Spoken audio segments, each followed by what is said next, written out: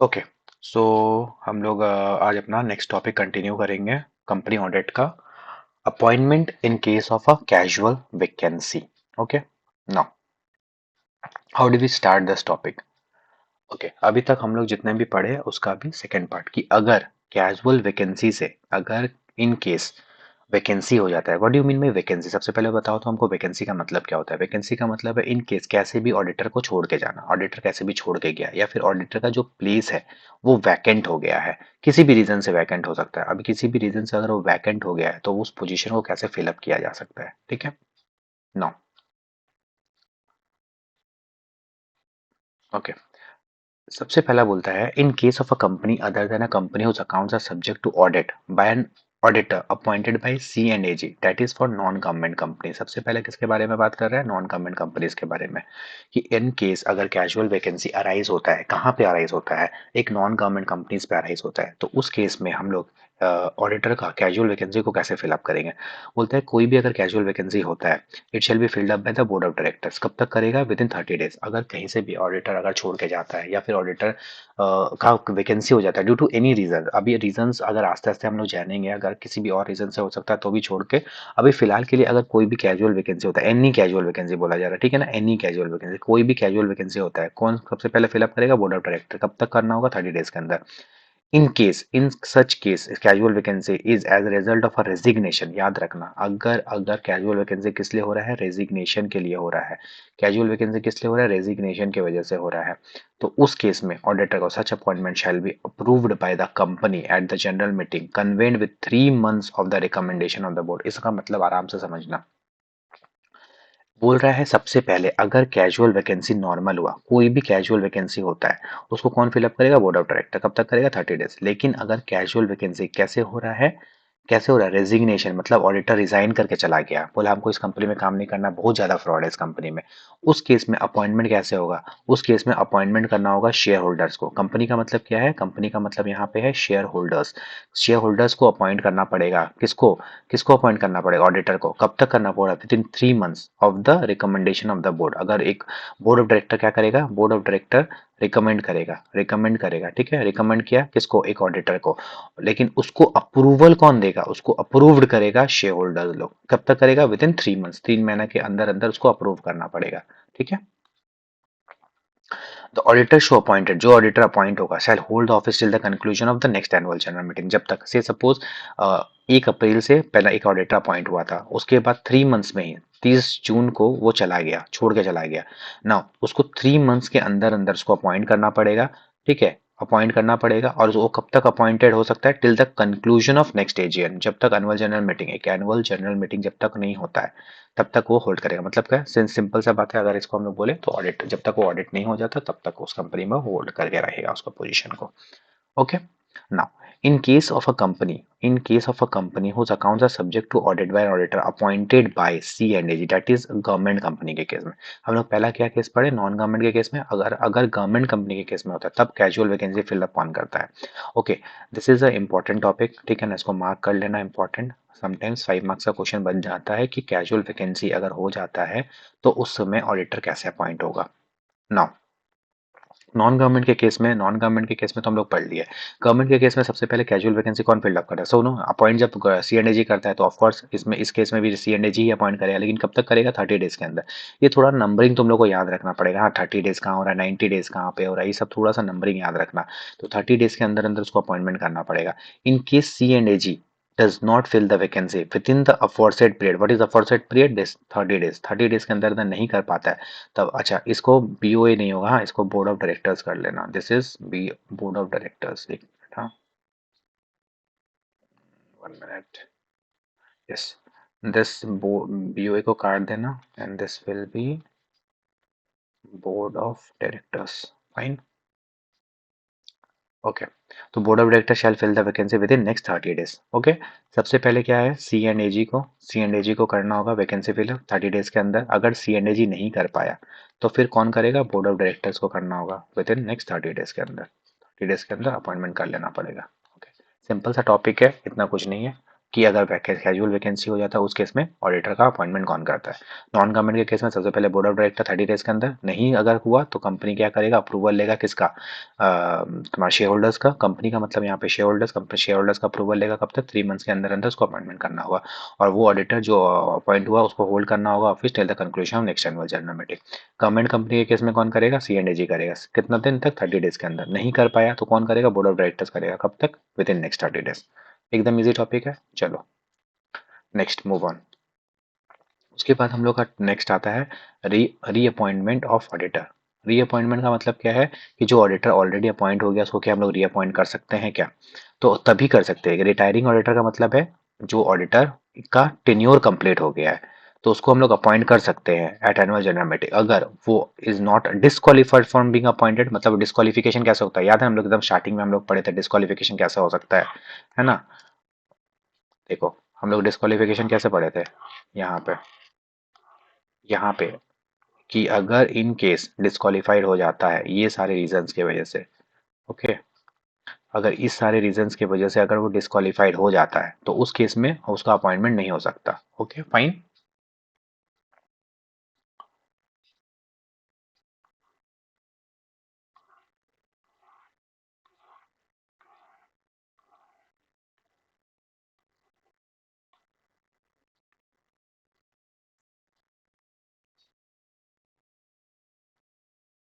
Okay fine.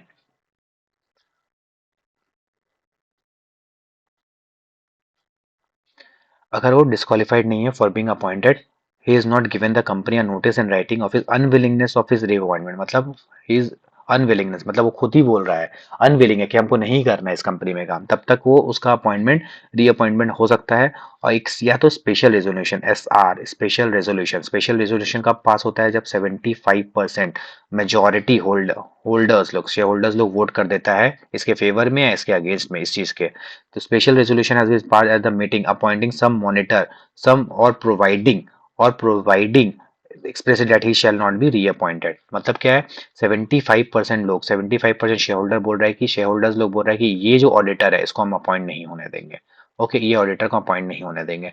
अगर एक special resolution pass हो जाता है, one third of the portion अगर पास हो जाता है तब हम उस केस में हम लोग अपॉइंटमेंट नहीं करेंगे। हम फिर से बोल रहे हैं कब एक ऑडिटर रीअपॉइंट हो सकता है, बोल रहे सब तो अगर रीअपॉइंट मतलब कैसे हो सकता है, तो बोल रहे एक रिटायरिंग ऑडिटर में भी रीअपॉइंटेड हो सकता है एनुअल जनरल मीटिंग, अगर वो डिस्क्वालीफाइड नहीं है या तो वो खुद ही अनविलिंगनेस है कि हमको नहीं काम करना है, और या तो स्पेशल रेजोल्यूशन पास नहीं हुआ हुआ, अगर ये चीज हुआ है तब वो अपॉइंटमेंट हो सकता है उसका।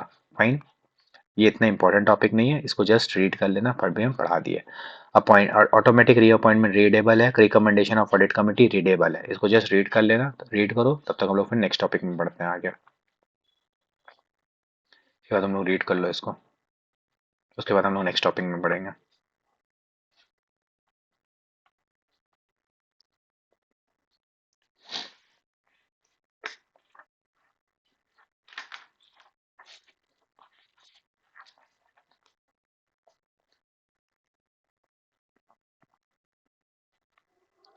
ओके तो इसके बाद का ये वाला जो टॉपिक है ना, ये भी जस्ट रीडेबल टॉपिक है, ये भी जस्ट रीडेबल है, इसको भी रीड कर लेना, not that much important. Just read, just read, read का मतलब हमेशा हम बोले हैं छोड़ना नहीं होता है, just read it, just read it once once, just एक बार एग्जाम के पहले जस्ट रीड कर लेना, इसमें याद करने का कुछ नहीं है, सच पूरा टॉपिक में याद करने का कुछ नहीं है, बट इसको छोड़ना मत, बस रीड कर लेना।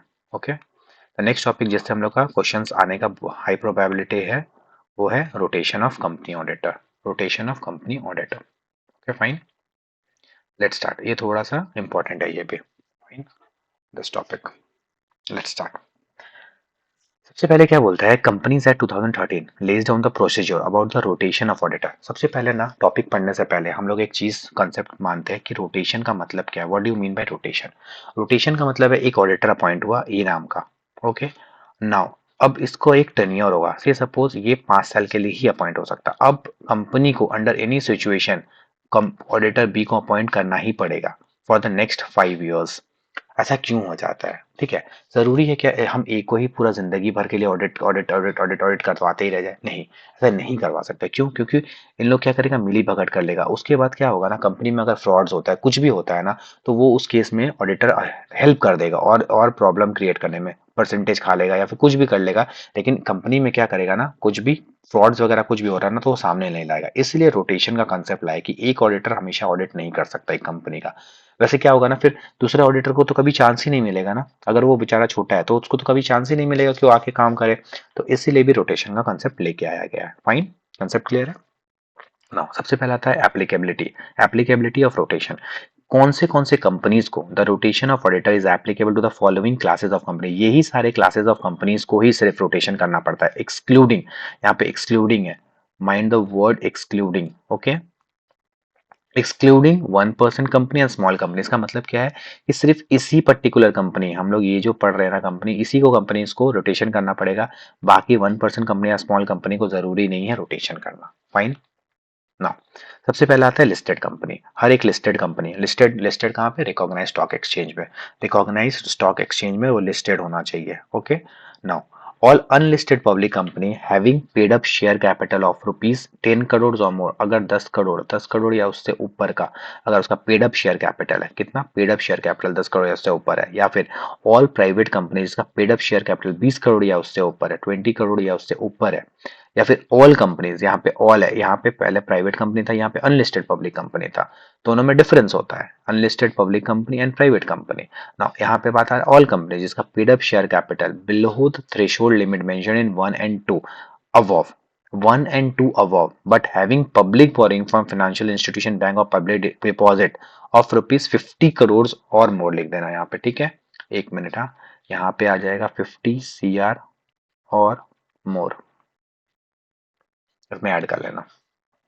उसके बाद हम एक बार फोर्थ पॉइंट समझाते हैं इसका मतलब क्या है। एक बार तुम लोग ऐड कर लो। ओके, यहाँ पे पूरा ऑल कंपनीज, सारे कंपनीज के ऊपर है, including private company, including publish unlisted company, all company जिसका paid up share capital below the threshold limit, मतलब 10 करोड़ या 20 करोड़ के नीचे है। अगर 10 करोड़ और 20 करोड़ के ऊपर है तब तो यहाँ पे एप्लीकेबल हो जाएगा उस केस में रोटेशन। लेकिन अगर बिलो थ्रेशोल्ड लिमिट मतलब इसके नीचे है, उस केस में लेकिन उसका public borrowing from financial institution, public borrowing का मतलब क्या हो गया, लोन्स, लोन्स वगैरह, लोन्स कहाँ से लिया है, पब्लिक फाइनेंशियल इंस्टीट्यूशन से, बैंक पब्लिक डिपॉजिट से।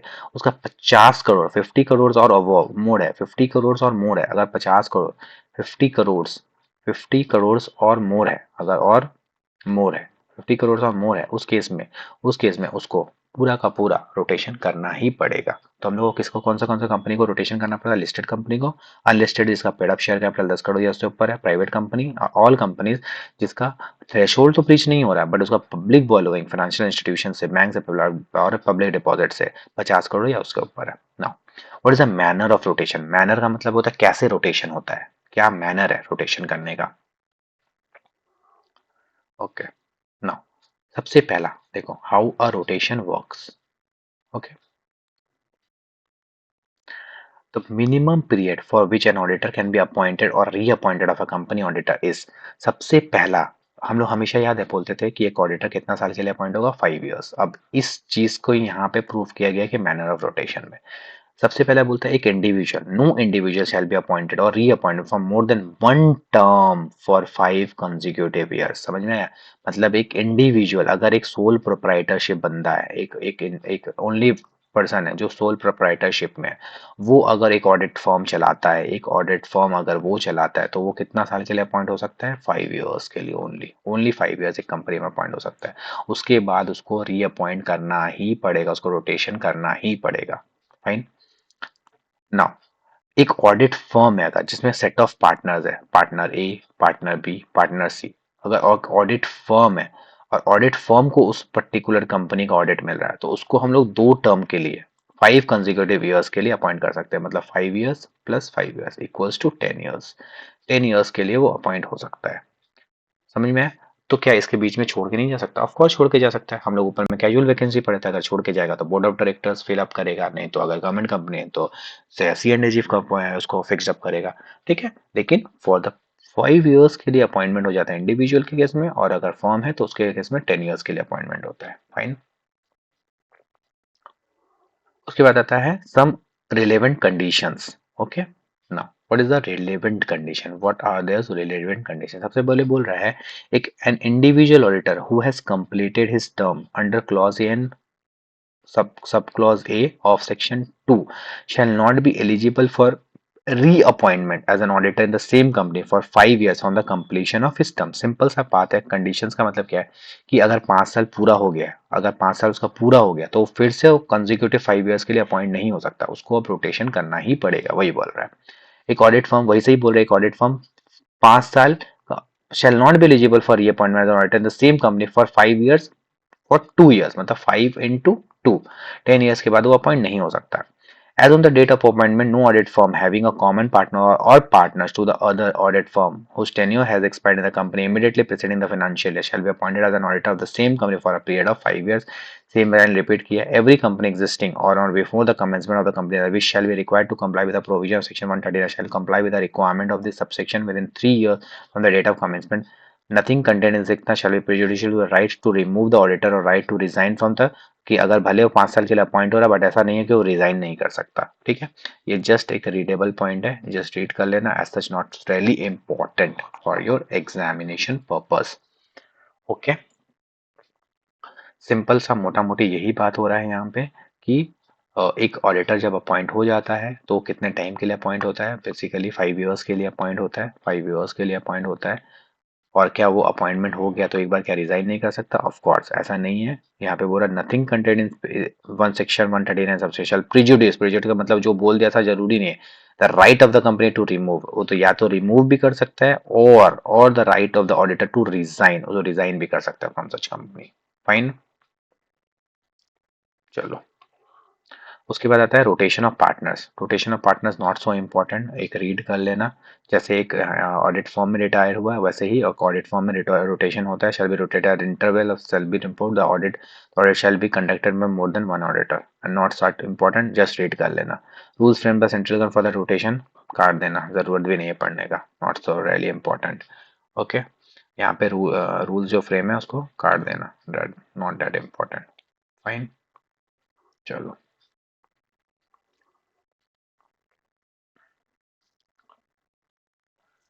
Okay, now next important topic 5 marks का। समटाइम्स इट आस्क्ड 5 मार्क्स का क्वेश्चन इससे भी बन जाता है समटाइम्स।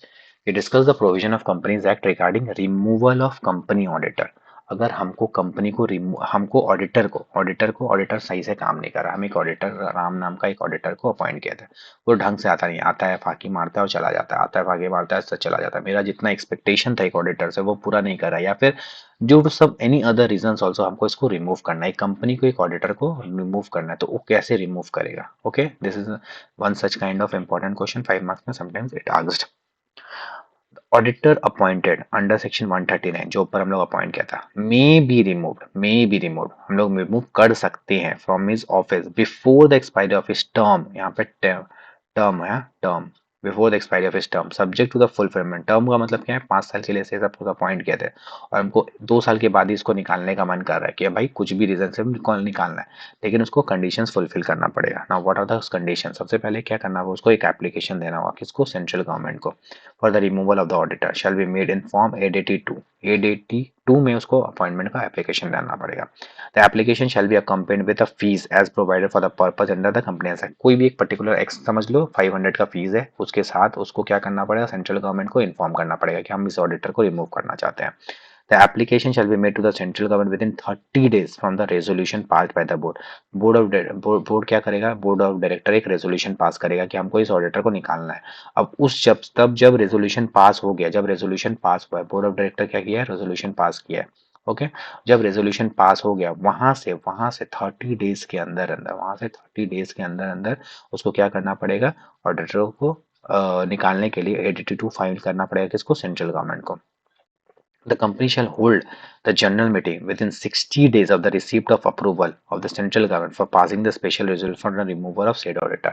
Now अब इसको में क्या है देखो, सबसे पहले हमको क्या करना है? सबसे पहले हमको एक ADT 2 में क्या करना पड़ेगा? सेंट्रल गवर्नमेंट को नोटिफाई करना पड़ेगा, सेंट्रल गवर्नमेंट को नोटिफाई करना पड़ेगा कि हम इस पर्टिकुलर ऑडिटर को निकालना चाहते हैं ना। इसको निकालने के लिए हमको क्या करना होगा, बोर्ड ऑफ डायरेक्टर्स का अप्रूवल लेना पड़ेगा। ठीक है, अगर हम लोग जब अप्रूवल ले लिए, वहां से 30 डेज के अंदर अंदर 30 डेज के अंदर अंदर हम लोगों को क्या करना पड़ेगा, यहाँ पे 30 डेज के अंदर अंदर रेजोल्यूशन पास करके उसको बताना पड़ेगा गवर्नमेंट को कि भाई हम लोग को इसको निकालना चाहते हैं ना।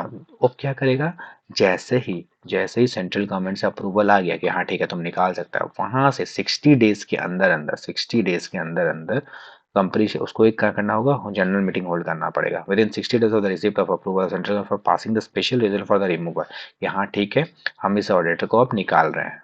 Fine, the auditor concerned shall be given a reasonable opportunity of being heard। यहाँ पे being said लिखा है, वहां पे कर दो heard, मतलब रिमूवल के पहले ऑडिटर को भी अपॉर्चुनिटी, ओपो देगा। ओपो हम लोग हमेशा पढ़ते हैं ना, फांसी देने के पहले भी उसको एक लास्ट टाइम पूछा जाता है कि भाई तुमको हम फांसी क्यों ना दे, तो वैसे ही है कि ऑडिटर को रिमूव करने से पहले भी उसको अपॉर्चुनिटी दिया जाएगा कि हम तुमको क्यों नहीं निकाले। फाइन, इजी सा टॉपिक है, नॉट एज सच बहुत ज्यादा टफ। फाइन, ओके, एक बार तुम लोग इसको रेड करो, हम लोग फिर आगे चलते हैं।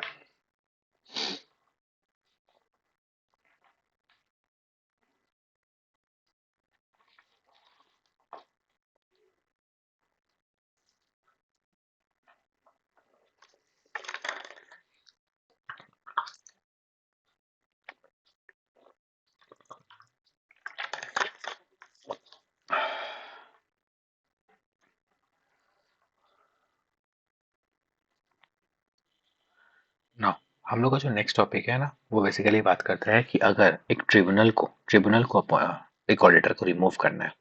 ओके, समटाइम्स ट्रिब्यूनल को भी रिमूव करना पड़ता है एक ऑडिटर को। अभी ऑडिटर फ्रॉड किया, अगर देख रहा है ऑडिटर, देख रहा है ट्रिब्यूनल, देख रहा है कि ऑडिटर ढंग से काम नहीं कर रहा, हम इसको भेजे थे ऑडिट करने के लिए लेकिन ठीक से काम नहीं कर रहा, तो ट्रिब्यूनल को इस ऑडिटर को रिमूव करना है। तो उस केस में क्या क्या प्रोविजंस लेट डाउन किया हुआ है for the removal of auditor, वो सेक्शन 140 सबसेक्शन 5 में बोला गया है, removal of auditor bye tribunal. सबसे पहले, the tribunal either suo motu or an application made to it by the central government or by the any person concerned may by order direct the company to change its auditor। आराम आराम से समझना, नहीं तो सब खराब हो जाएगा। क्या बोल रहा है कि अगर ट्रिब्यूनल इधर सुओ मोटो का मतलब है खुद का मर्जी से, ट्रिब्यूनल खुद का मर्जी से, यहाँ लिख लेना सुओ मोटो का मतलब खुद का मर्जी से, खुद का मर्जी, मर्जी से, खुद का मर्जी से, या फिर एक एप्लीकेशन डाला है, कौन डाला है, सेंट्रल गवर्नमेंट का एप्लीकेशन, एक कोई एक पर्टिकुलर पर्सन ने सेंट्रल गवर्नमेंट को एप्लीकेशन डाला, या फिर और बाय एनी पर्सन कंसर्न्ड, कोई भी एक पर्टिकुलर पर्सन ने कोई भी एक पर्टिकुलर सेंट्रल गवर्नमेंट को एप्लीकेशन डाला, क्या कर रहा है, direct the company to change its auditor. से सपोज एक शेयर होल्डर ना, प्रॉब्लम है शेयर होल्डर को, वो क्या किया, खुद से तो कुछ नहीं कर सकता, उसको मेजोरिटी चाहिए, तो सेंट्रल गवर्नमेंट को एक एप्लीकेशन डाला कि भाई ये जो ऑडिटर है हमको नहीं लग रहा ढंग से काम कर रहा, आप सेंट्रल गवर्नमेंट को लगेगा कि हाँ सही सही बोल रहा है ये, तो वो क्या करेगा, डायरेक्ट करेगा। If it is satisfied, central government satisfied that the auditor has whether directly और indirectly acted in a fraudulent manner, वो ढंग से काम नहीं कर रहा है, क्या है, ढंग से फ्रॉडुलेंट मैनर में काम कर रहा है, या फिर अबेटेड और कॉल्यूडेड मतलब कॉल्यूजन मिलके फ्रॉड कर रहा है in relation to the company और इट्स डायरेक्टर और ऑफिसर ऑफ द कंपनी, उस केस में ट्रिब्यूनल क्या कर सकता है, उसको रिमूव कर सकता है। If the application is made by the central government and the tribunal is satisfied that any change of the auditor is required, then it shall within 15 days of receipt of such application make any order for the removal of the auditor from the office। सबसे पहले क्या करेगा tribunal को, या तो खुद से वो क्या करेगा, या तो सुओ मोटो, या फिर एप्लीकेशन वहां से मिला उसको, किसी से एप्लीकेशन मिला, ठीक है, उसको मिला, वो क्या करेगा, उसको निकाल सकता है। अब एप्लीकेशन मिलने के 15 डेज के अंदर अंदर उसको क्या करना पड़ेगा, application is made by the central government tribunal satisfied that, कोई भी अगर चेंज करना है तो उसको 15 दिन के अंदर अंदर make any order to remove the auditor from the office. The central government may appoint another auditor in his place. उसके बाद क्या करना होगा, ए को जो निकाला था उसके बदले उसको बी को अपॉइंट करना पड़ेगा। The central government may appoint another auditor in his place। An auditor whether individual or firm, और firm, यहाँ पे firm लिखा हुआ है, इसको firm कर लेना, an individual और firm। ओके, ये फॉर्म की जगह हो जाएगा form. Fine. Against final order has passed by the tribunal under this section shall not be eligible for appointment as an auditor of the company for 5 years from the date of passing of the auditor shall be liable for the action under section 447। एक बार उसको remove हुआ वो auditor, इस case में tribunal अगर remove किया तो next 5 years के लिए भी वो ऑडिटर अपॉइंट नहीं हो सकता। उसके बाद उसको पेनल्टी भी देना पड़ेगा 447 में कुछ पेनल्टीज वगैरह जहाँ पे उसको देना पड़ता है कि अगर वो ऐसा कुछ फ्रॉडलेंट एक्टिविटीज में इन्वॉल्व हुआ है, फ्रॉडलेंट मैनर में कुछ इन्वॉल्व हुआ है, अबेट किया गया या कॉल्यूट किया गया किसी फ्रॉड में, तो उस केस में अगर सेंट्रल उसको ट्रिब्यूनल क्या करता है, रिमूव कर देता है, उस केस में उसको 447 में पेनल्टी दिया हुआ और इम्प्रिजमेंट में दिया है, इसको जेल भी हो सकता है। ओके, इस केस में उसको जेल भी हो सकता है। ओके, समटाइम्स 5 मार्क्स का क्वेश्चन बन जाता है। ओके, नाउ नेक्स्ट टॉपिक हम लोग का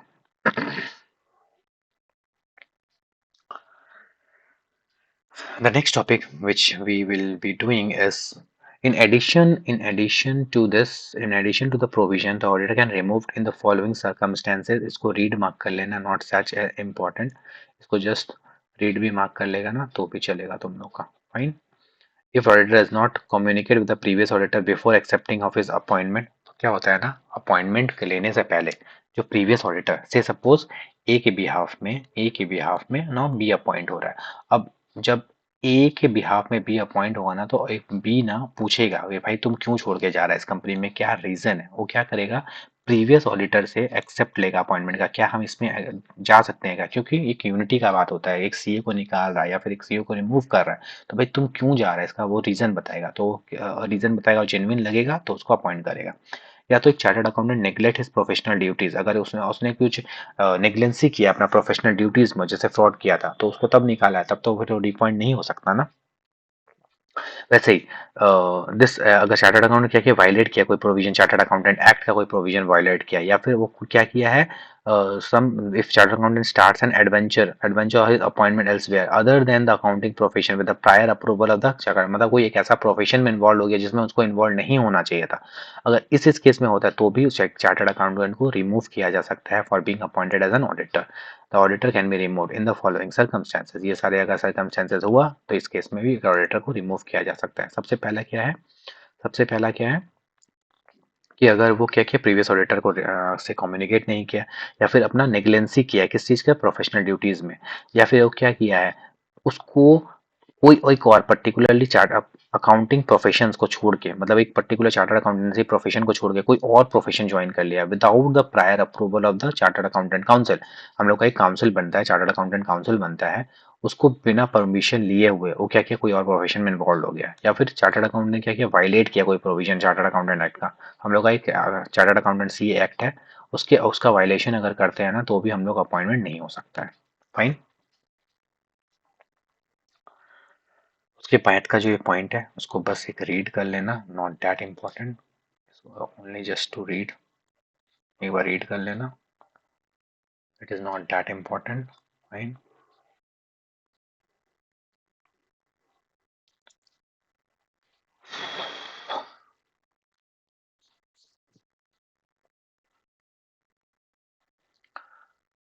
उसके बाद हम लोग का जो नेक्स्ट टॉपिक आता है वो आता है basically discuss the provision of the company act regarding remuneration of company auditor, it is also not that much important, इसको भी एक बार रीड कर लेना, इजी है कि रेम्यूनरेशन जो ऑडिटर का होता है shall be fixed in the general meeting.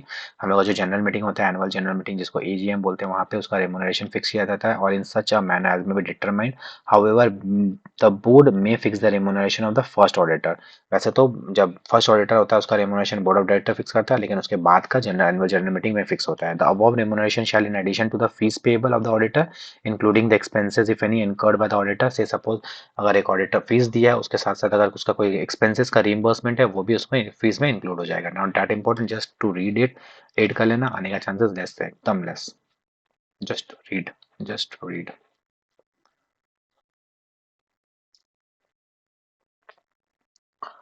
Okay,